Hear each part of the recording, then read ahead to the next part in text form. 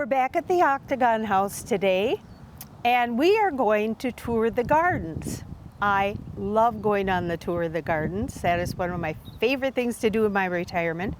But I'm going to introduce you to Christine Mcginnis. She is co-chair of the Octagon House Gardens now. And I do believe the other co-chair is Wayne Hout. Jean Hout. Jean? Oh, I got the wrong name there. Now, she is a master gardener. I've always wondered, what does it take to be a master gardener?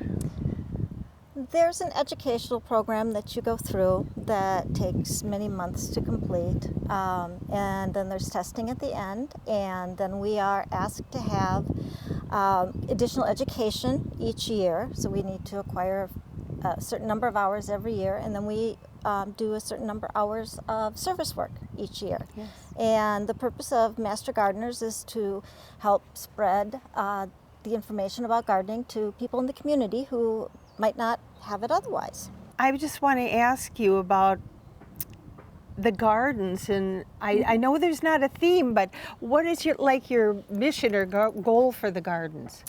I started working on the gardens here probably about 5 years ago now, and we had inherited gardens that were beautiful at one time, but gardens do have a peak period of life, and then they need some restoration.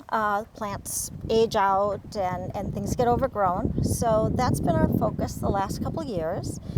And we also saw the opportunity to share with the community a lot more information about gardening and about historic gardening. So we started setting different areas. The area out by the sign is actually a Victorian carpet garden.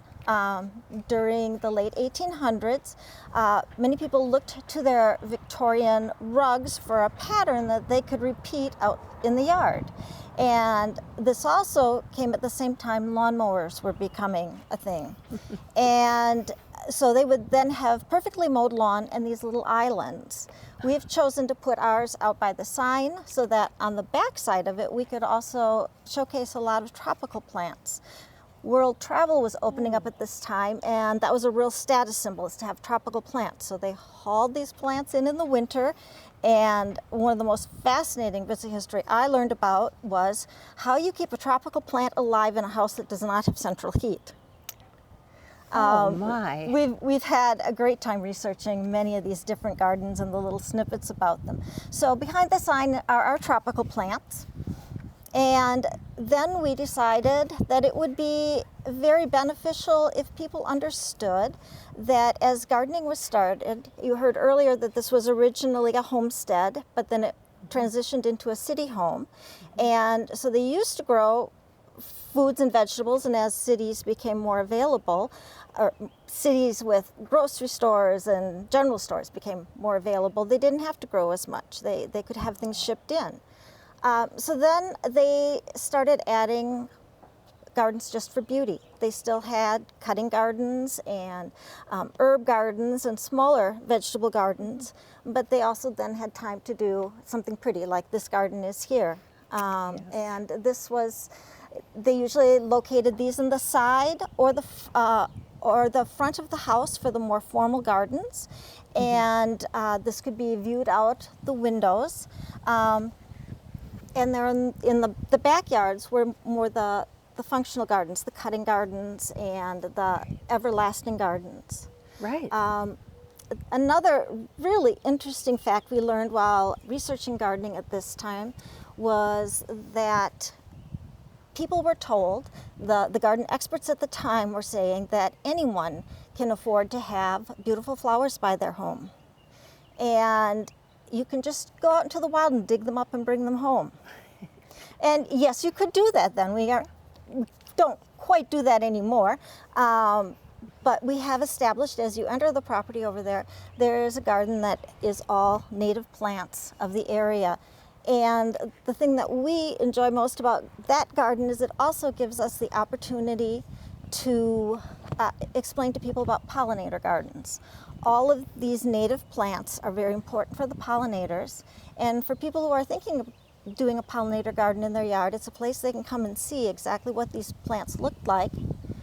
And then, as we walk a little further into the property, we start introducing the hybridizations of these plants.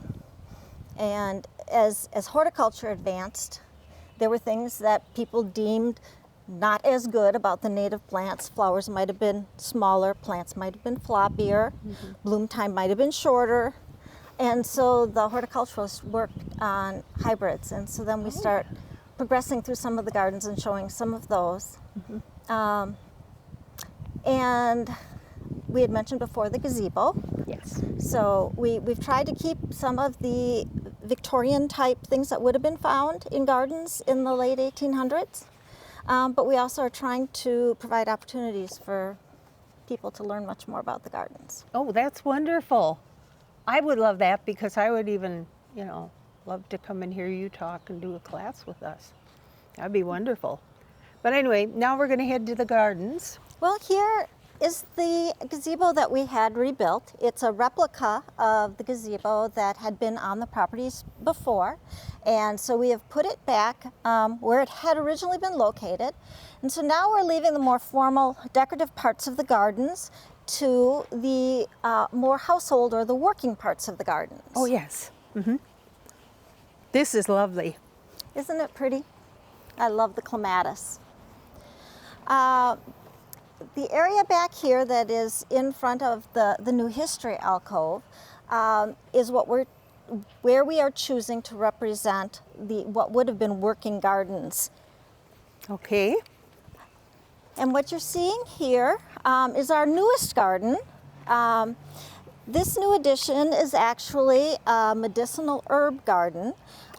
Herbs were very important at this time, and most families had their remedies and their cures, or they chose to use different herbs for their scents, to improve odors in the house or whatever.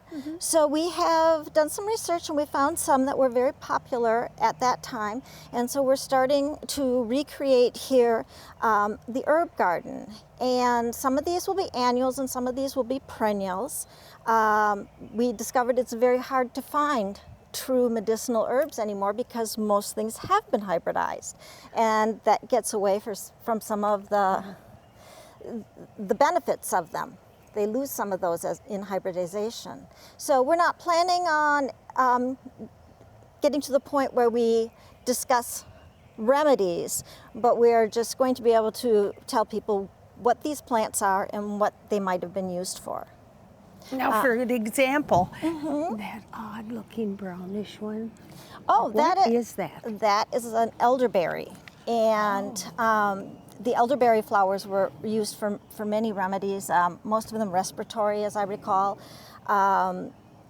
So we were very fortunate to find one. On the other side here, you see more little sprouts and things coming up. And this garden we put in by seed each year.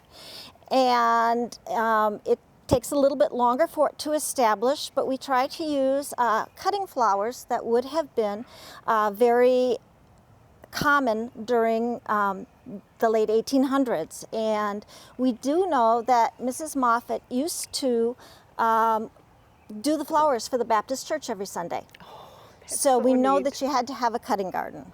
Wonderful. So that is what we're trying to recreate over here.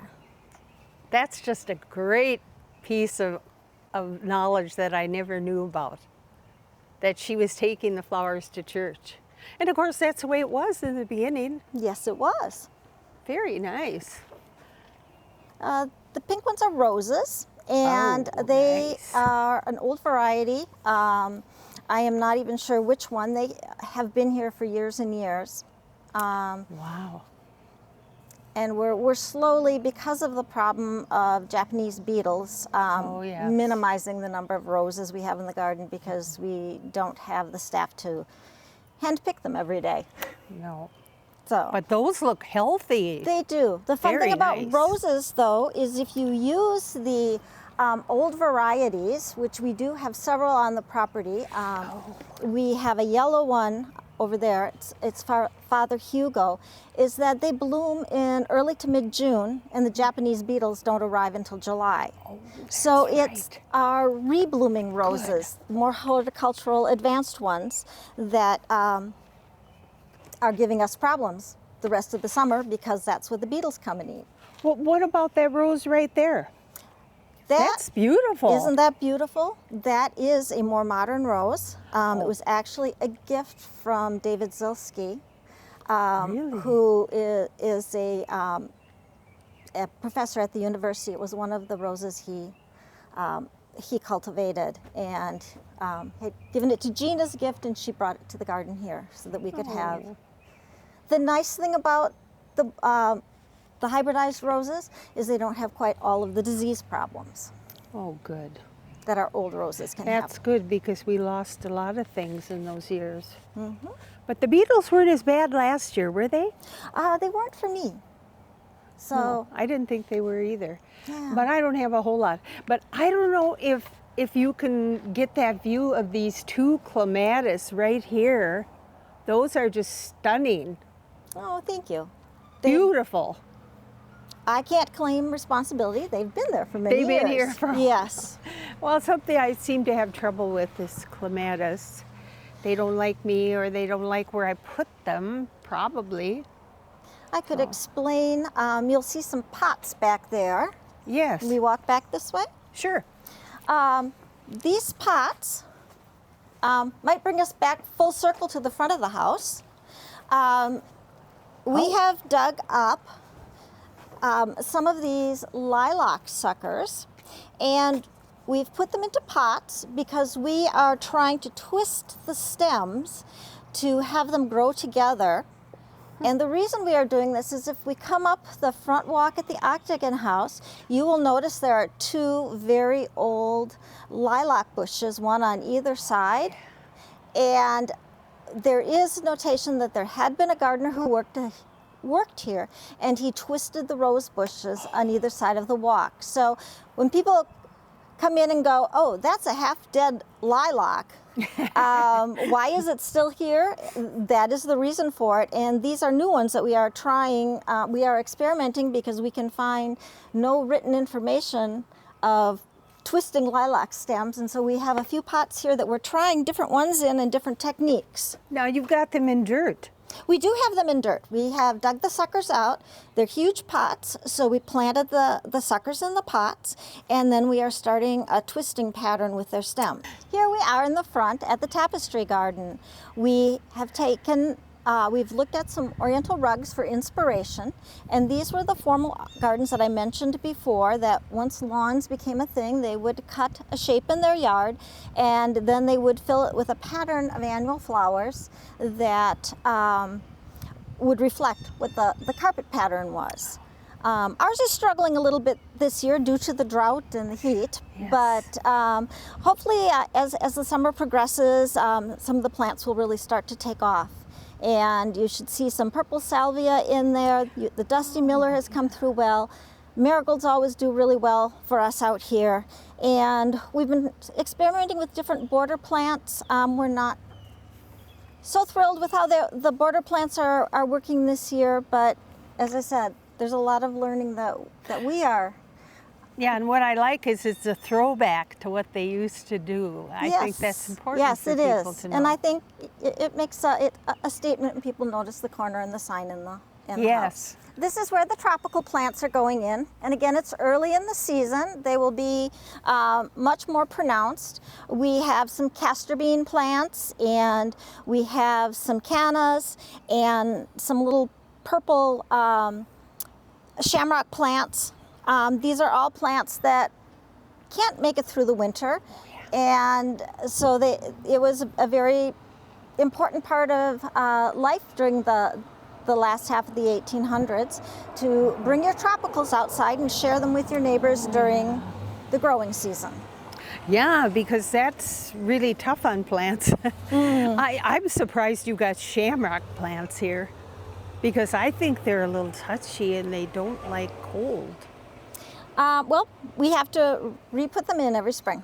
Oh. So, and we do it from little tubers that we save from the plants Okay. this year. That's So wonderful. we'll dig them up in the fall, save the little tubers, and overwinter them in the cellar of the Octagon House, and then we bring them out again in the spring and plant them. And same for the hostas and things, and that's why you see the garden is not full grown yet and looks a little sparse. Wonderful plan. Well, I thank you so much for agreeing to come on my show and tell us about all these plants and the connections to the history and the Octagon. I think you're perfect for the job. And I just hope you keep doing it for a long time and that the flowers come forth and bloom. And all right. All right. So thank you, Christine. Thank you. Very nice of you to come and spend time on this hot day. And I want to thank my audience for staying with us at the Octagon House today and the gardens.